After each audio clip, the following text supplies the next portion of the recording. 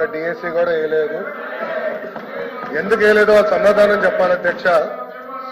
అధ్యక్ష, డిఎస్సి విషయంలో ఒకసారి చూస్తే అధ్యక్ష, ఉపాధ్యాయుల నియామకంలో ఇప్పటికీ 1994 నుంచి చూస్తే అధ్యక్ష 2,60,194 పోస్టులు భర్తీ చేశాం అధ్యక్ష.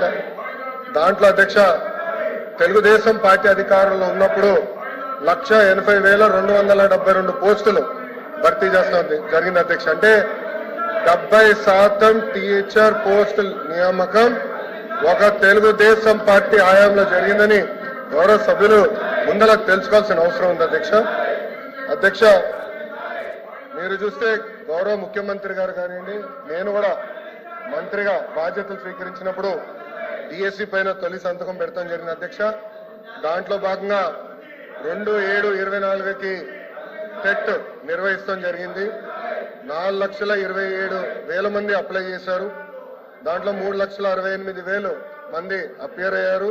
1,87,000 మంది క్వాలిఫై అయ్యారు అధ్యక్ష.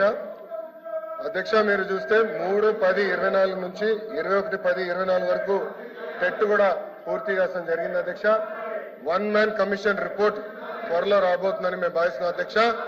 ఎట్టి పరిస్థితుల్లో మార్చి నెలలో డిఎస్సి నోటిఫికేషన్ ఇచ్చే బాధ్యత మన ప్రభుత్వం తీసుకుంటుందని నిరుద్యోగ యువకులకి ఈ సభ సాక్షిగా నేను హామీ ఇస్తాం జరుగుతుంది అధ్యక్ష. అధ్యక్ష, విచిత్రం ఏంటంటే నాకు వేసిన 2 ప్రశ్నలు ప్రతిపక్ష పార్టీలు, కానీ వాళ్ళు వేసిన ప్రశ్నల మీద చర్చించడానికి సిద్ధంగా లేకపోతే నిజంగానే చాలా చాలా బాధాకరం. ఇప్పుడన్నా వాస్తవాలు తెలుసుకోవాలని గౌరవ సభ్యుల్ని కోరుతున్నా అధ్యక్ష.